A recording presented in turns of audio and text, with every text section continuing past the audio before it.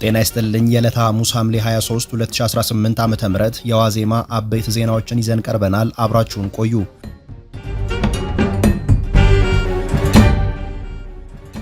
ኢትዮጵያ ግብጽን ዓለም አቀፍ የድንበር ተሻጋሪ ወንዞች አስተዳደር ሕግጋትን መሰረት ያደረገ ክፍያ ልትጠይቃት እንደምትችል የውሃና ኢነርጂ ሚኒስትሩ አስጠነቀቁ። የውሃና ኢነርጂ ሚኒስትሩ ሀብታሙ ኢተፋ ከመንግስት ቴሌቪዥን ጣቢያ ጋር ባደረጉት ቃለ ምልልስ ከአንድ ሳምንት በፊት በግብጽና ሱዳን በኩል ለቀረቡት ክሶች ምላሽ ሰጥተዋል። ግብጽና ሱዳን የአባይ ወንዝን ከኢትዮጵያ ጋር በጋራ እያለሙ ለመጠቀም መስማማት እንዳለባቸው ያሳሰቡት ሚኒስትሩ በተለይም ግብጽ ዓለም አቀፍ የድንበር ተሻጋሪ ወንዞች አስተዳደር ሕግጋትን መሰረት ባደረገ መልኩ ከኢትዮጵያ ክፍያ ልትጠየቅ እንደምትችል ጠቅሰዋል። ግብጽና ሱዳንን በአንድ መነጽር መመልከት እንደማይገባ ገልጸው ኢትዮጵያ ውሃዋን እንዳትጠቀም እንቅፋት ሆና ስትሰራ የቆየችው ግብጽ እንጂ ሱዳን አለመሆኗን መለየት ይገባል ብለዋል። ሱዳን ከኢትዮጵያ ጋር ተመሳሳይ ሕዝብና ባህል የምትጋራ ከመሆኗን በላይ በህዳሴ ግድቡ ልማት ከማንም በላይ ተጠቃሚ እንደሆነች ጠቁመዋል። ሱዳን ከግድቡ በሚገኝ የኤሌክትሪክ ኃይል በቀጥታ ተጠቃሚ በመሆኗ ሁለቱን ሀገራት በአንድ መነጽር መመልከት ስህተት መሆኑን ተናግረዋል።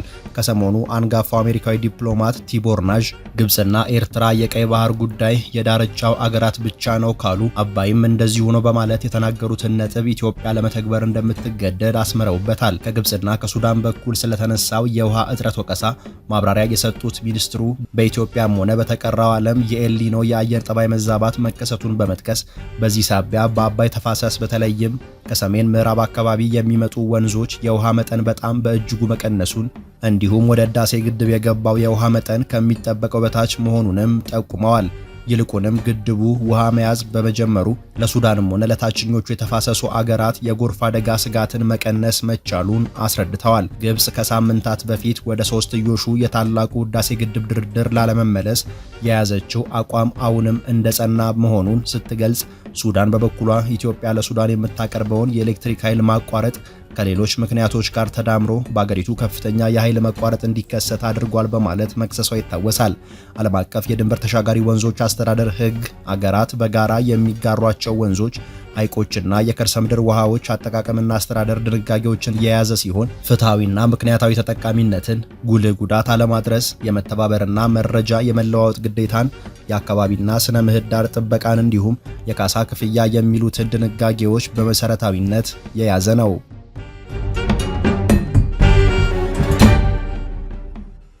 በምክክሩ የሰንደቅ ዓላማና የብሔራዊ መዝሙር ጥያቄ በህዝበ ውሳኔ እንዲፈታ ጥያቄ መቅረቡን ዋዜማ ሰምታለች። በሀገራዊ ምክክር ጉባኤ ረቡዕ ዕለት በንዑስ ቡድን ደረጃ የተዘጋጁ የምክር ሀሳብ ቃለ ጉባኤዎች ተጠናቅረው ወደ ስልታዊ ቡድን እንዲያድጉ የተደረገ ሲሆን የቡድኑ አባላት ሊካተቱና ሊወጡ የሚገባቸውን ሀሳቦች በማንሳት የተሳተፉበት ይህ ሂደት ለቀናት እንደሚቀጥል ተጠቁሟል። በኢትዮጵያ ሀገራዊ ምክክር ኮሚሽን የውሳኔ አሰጣጥ ስርዓት ሰነድ መሰረት በምክክር ሂደቱ ሳይፈቱ ቀሪ የተደረጉ መሰረታዊ ጉዳዮች ወይም በጠቅላላ ጉባኤው ጠንካራ ተቃውሞ የሚገጥማቸው ምክረ ሀሳቦች በህዝበ ውሳኔ እንዲፈቱ ሊወሰን ይችላል።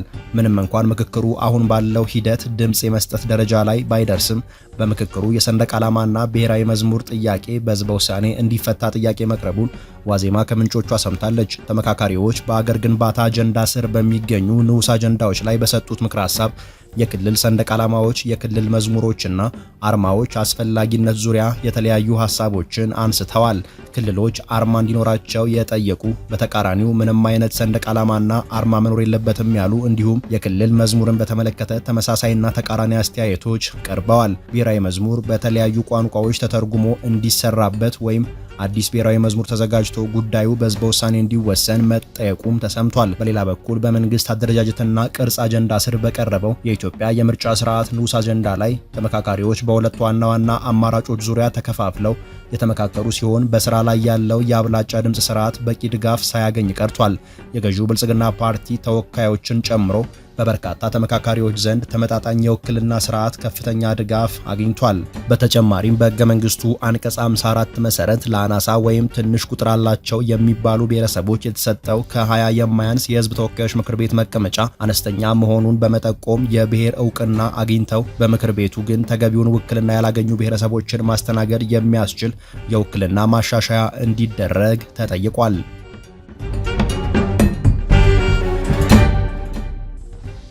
ስልጣን በኃይል የያዘው የትግራይ ክልል አስተዳደር አዲስ ማዕከላዊ ኮማንድ ማቋቋሙን ዋዜማ ሰምታለች። ጊዜያዊ አስተዳደሩን በማፍረስ ስልጣን በኃይል የያዘው በህወሓት የሚመራው የትግራይ ክልል አስተዳደር ደብረጽዮን ገብረ ሚካኤል፣ አማኑኤል አሰፋ፣ ፈትለወርቅ ገብረ እግዚአብሔር፣ ጌታቸው አሰፋ እንዲሁም አዲሱን የክልሉ ታጣቂ ኃይል ዋና አዛዥ ጀነራል ፍስሐ ኪዳኑን ጨምሮ በአጠቃላይ 9 ፖለቲካዊና ወታደራዊ አመራሮችን ያካተተ አዲስ ማዕከላዊ ኮማንድ አዋቅሯል። አስተዳደሩ አዲሱን ማዕከላዊ ኮማንድ ማዋቀር ያስፈለገው የጊዜያዊ አስተዳደሩን መፍረስ ተከትሎ ፕሬዝዳንት የነበሩት ሌፍተናንት ጀነራል ታደሰ ወረደ በኃይል እንዲወገዱ በመደረጉ ተተኪ ወታደራዊ አመራር በቅርቡ በመተካቱ ከጦርነቱ በፊት የነበረውን አስተዳደር በመመለስ ሂደት ውስጥ በተካሄዱት ግምገማዎች ከህወሓት ስራ አስፈጻሚ ወደ ማዕከላዊ ኮሚቴ አባልነት ዝቅ እንዲሉ የተደረጉ አባላት በመኖራቸው እንዲሁም የክልሉን የህልውና ስጋት ማዕከል ባደረገ መልኩ የወታደራዊ አመራሮች ምዘና ተገምግሞ ሽግሽግ ማድረግ በማስፈለጉ እንደሆነ ተናግረዋል። ይኸው ማዕከላዊ ኮማንድ ህወሓት ከፌዴራሉ መንግስት ጋር የገባበትን ውጥረት ተከትሎ ፖለቲካዊና ወታደራዊ ውሳኔዎችን እንደሚሰጥም ተጠቁሟል። የጊዜያዊ አስተዳደሩ ከመፍረሱ ቀደም ብሎ ደብረጽዮን ገብረ ሚካኤል የሚመሩትና ሌፍተናንት ጀነራል ታደሰ ወረደ በምክትልነት ሲመሩ የቆዩት ማዕከላዊ ኮማንድ የሚባለው መዋቅር ዋነኛ ዓላማ የህወሓትን ስርዓት እንዲሁም የፖለቲካ የበላይነትን ማስቀጠል እንደሆነ ያብራሩት የዋዜማ ምንጮች መዋቅሩ ከጊዜያዊ አስተዳደሩ በላይ ሆኖ ሲንቀሳቀስ መቆየቱንም ገልጸዋል።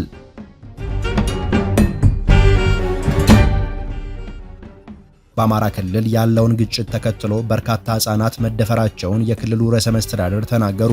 የአማራ ክልል ርዕሰ መስተዳድር አረጋ ከበደ የ2018 በጀት ዓመት አፈጻጸም ሪፖርትን ለምክር ቤቱ ባቀረቡበት ወቅት እንደተናገሩት በክልሉ የተፈጠረውን ግጭትና አለመረጋጋት ተከትሎ በርካታ ህጻናት የመደፈር ጥቃት እንደደረሰባቸው ተናግረዋል።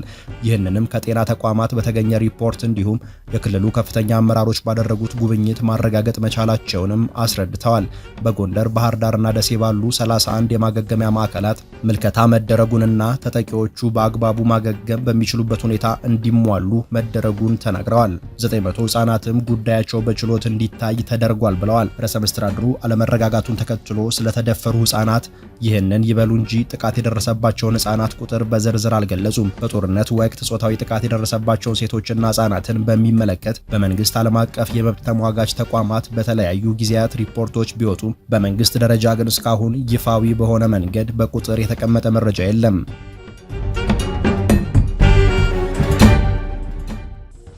ለዕለቱ የያዝናቸው የዋዜማ ዜናዎች እነዚህ ነበሩ።